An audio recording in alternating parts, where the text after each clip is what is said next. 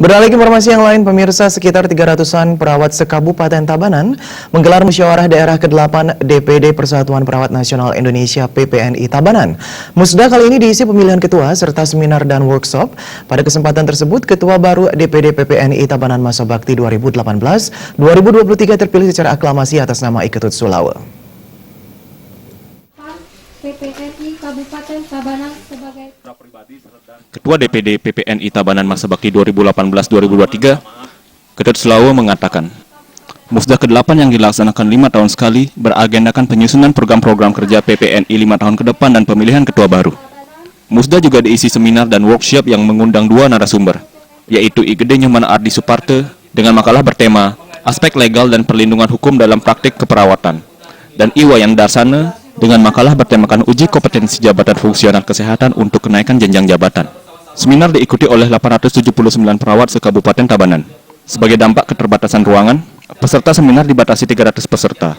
Musda terdiri atas 3 perwakilan perawat masing-masing rumah sakit, puskesmas, dan klinik se-Kabupaten Tabanan. Musda dibuka oleh Kadis Kesehatan Kota Tabanan yang diwakilkan Sekdis Kesehatan Kabupaten Tabanan, Wayan J. Laye. Undangan yang hadir diantaranya adalah Ketua DPW PPNI Bali dan tokoh terkait lainnya, seperti Dirut RSUD Tabanan dan seluruh organisasi kesehatan di Kabupaten Tabanan. Biaya pelaksanaan Musda ke-8 murni berasal dari iuran partisipasi setahun sekali seluruh anggota DPD PPNI Tabanan. Selama ini, DPD PPNI Tabanan telah menggelar kegiatan lain, seperti pemberian bantuan sukarela kepada korban erupsi Gunung Agung. Terbukti, DPD PPNI Tabanan selalu ikut serta mensukseskan kegiatan HUT-HUT yang bertema kesehatan di Provinsi Bali.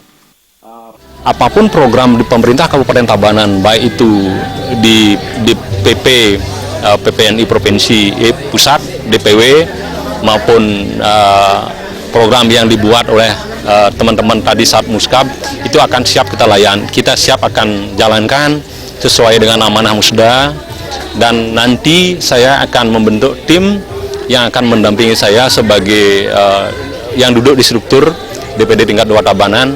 Sudah pasti nanti akan kita pilih berdasarkan formatur yang sudah ditentukan dari hasil Musda tadi. Ketua DPW PPNI Bali yang berkesempatan pula melantik langsung Ketua PPNI baru masa bakti 2018-2023, Gusti Ngurah Sudarmo berharap, dengan terpilihnya ketua yang baru, DPD PPNI Tabanan bisa bersinergi dengan DPD PPNI di luar wilayah Tabanan. Pada tahun 2020, Bali akan menjadi tuan rumah Munas PPNI ke-9 kira-kira Mei 2020. Dengan tantangan ke depan, apalagi topik dari Musda ke-8 PPNI Kabupaten Tabanan, taking nursing